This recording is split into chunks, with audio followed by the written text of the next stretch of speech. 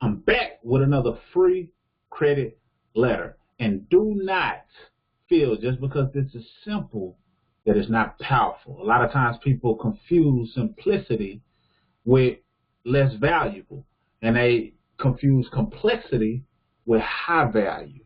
But the best way you can win is by being simple and keeping it simple. What up? You got Mr. Smith, point 5 of Mr. and Mrs. Smith, and in this brief video, I'm going to give you another letter. Another free letter that you're free to use. You can edit and adjust it. And I always like to incorporate some education just so you can understand the power of letters, the power of communication, the power of credit, and understanding the factors that go into credit, because it's not only about getting things removed. That's a huge part of it, don't get me wrong. And by huge, I mean it usually helps with the 30% of your score, 192 points pertaining to your score, because you're able to get some erroneous items deleted, negative items deleted that might be associated with payment history.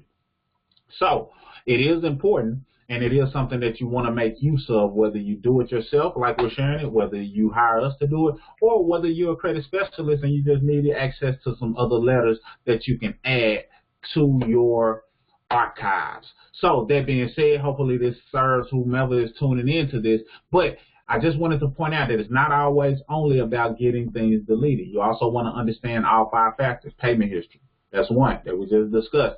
Credit utilization, that's pertaining to your credit cards or lines of credit. You want to keep that low, preferably below 10%, single digits, 9% or less. Then you want to understand credit history. You want to understand that you don't want to delete your oldest account. If you don't have an account, like say the account is 9+ years old, and that's the only one that's that old, you might not want to delete it. In fact, you do not want to delete it because it's helping your score even if it's showing up negative. Understand that. Also, you want to understand credit mix. You want to have a combination of things. So many people want to get out of having credit cards, but the way credit is set up as of now, at the time of this recording, credit cards are necessary in order for you to maximize your score. So you can't have a high credit score without having some type of credit card or line of credit. And then lastly, new credit, or some people call it credit inquiries, basically your most recent attempts to get credit. If new inquiries are showing up on your account, then it can affect you, especially if it's beyond a year old. And then understanding new credit also embodies the fact that your most recent 2 years have the biggest effect. So how's your payment history during that time? How's your utilization during that time? How's your credit history at this particular time? So understanding all of that and putting it all together really lets you know that letters play a huge part. So definitely take advantage. But there's other things that you can be doing simultaneously that strengthens the power of these letters. So really simple. Basically, you see, in mine, this is based on the system, one of my systems that I use. And you see that right here, it has client name, client last name, client address. This will basically be your name if you're doing it yourself, or if you have clients, then you already know what it is. But this will be your information. Then you put the date, your date of birth on this letter, your last 4 of your social, as well as the bureau address, because this is the letter that goes directly to the bureau based on what you see on your report. So it goes to TransUnion, Equifax, and Experian if the item that you're disputing or items that you're disputing show up on their report. If it doesn't show up on that particular bureau, then you won't send it to them. So make sure you're tracking that. You only send what shows up on TransUnion to TransUnion. You only send what shows up on Experian to Experian, and the same is true with Equifax. Now, many times items show up on all 3. If that's the case, then they can be on all 3, and the letters will look identical. If not, then the letters may be off depending on where that item is sitting. So that's the bureau address. You put your the current date at the time. And then this letter is super simple, as I stated. To whom it may concern, this letter is a formal complaint that you are reporting inaccurate and incomplete credit information on my credit report. I understand that mistakes happen, but your inaccurate information could cost me in higher interest rates, and I have enough expenses as it is.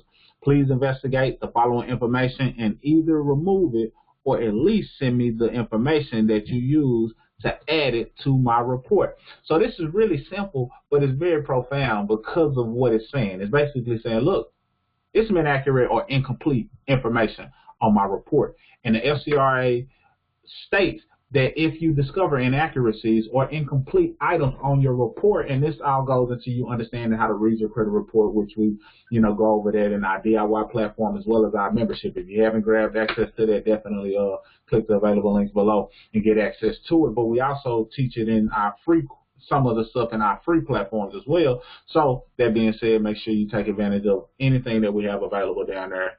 Grab it. But what you got to understand is once you read your report, you can look and see, okay, this looks inaccurate. This is incomplete. I don't understand what this is. I don't even recognize this company. And now you can dispute based on what you find. So in that first line, it says, hey, you're reporting inaccurate and incomplete information on my credit report. And then you say, look, I understand mistakes happen. And this sounds very natural. It sounds like it's not coming from a company or anything. So that's the power, another power of this. I understand that mistakes happen, but your inaccurate information could cost me higher interest. Let them know, look, you costing me. That's the importance of me getting this out because it's costing me more money and I have enough expenses as it is.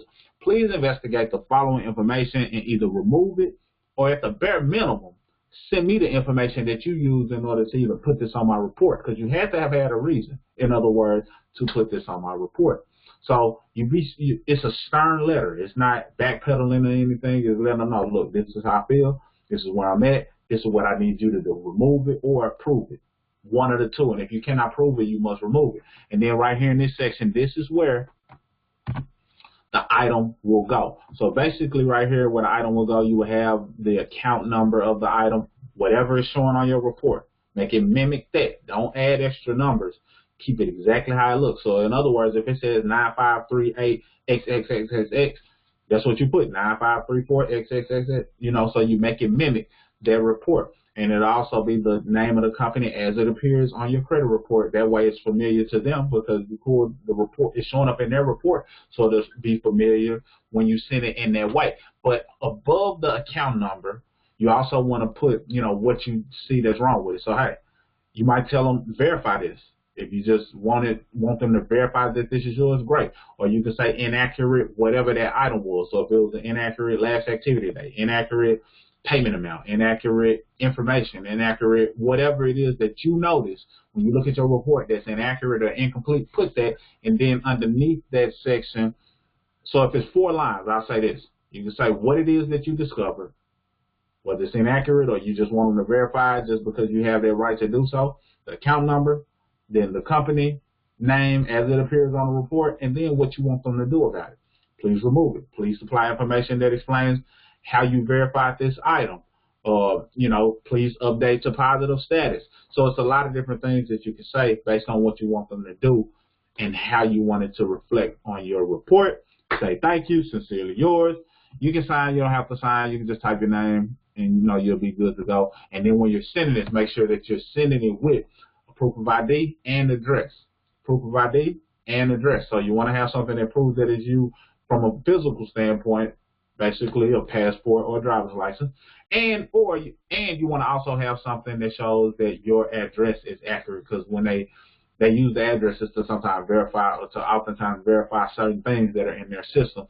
So make sure that you put in the mail with this letter your ID and proof of address, and this could be a utility bill, insurance bill. It doesn't have to be a physical picture. You can do a screenshot, but you want to it could be a digital letter. In other words, if you go on electronic with most of your bills, that's fine. And then when you print it out, just make sure it's showing up clear photos. If you have to crop it out, because you don't have to have any of your, like if it's a utility bill, you don't have to show how much you owe and all of that. It's just mainly you want to see the company name as well as your current address. That's it. You put it in the mail, ship it off, and you're good to go. You can use regular stamps that have worked greatly for me. You can also mail certified. I tend to do both. It just depends on, what's going on. So certified mail, you can do certified. Certified does cost a little more, but what it allows you to do is make them sign when they receive it.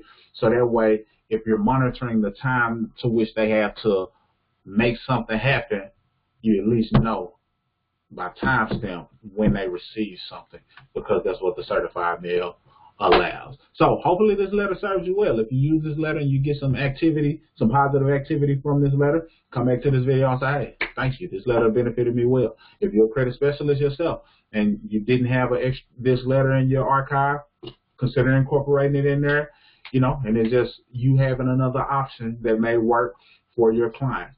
Nonetheless, want to give you some free value. Also, if you have not already, grab our free credit class and crash course, or if you want to get access to the DIY system or our financial membership that teaches you how to not only build your credit, but just get on track for personal financial success. The link will be available below. That's all I got for this video. Till we see you again on the next one. Take advantage of that free credit letter and take your credit to the next level. Mr. Smith, signing out. Salute.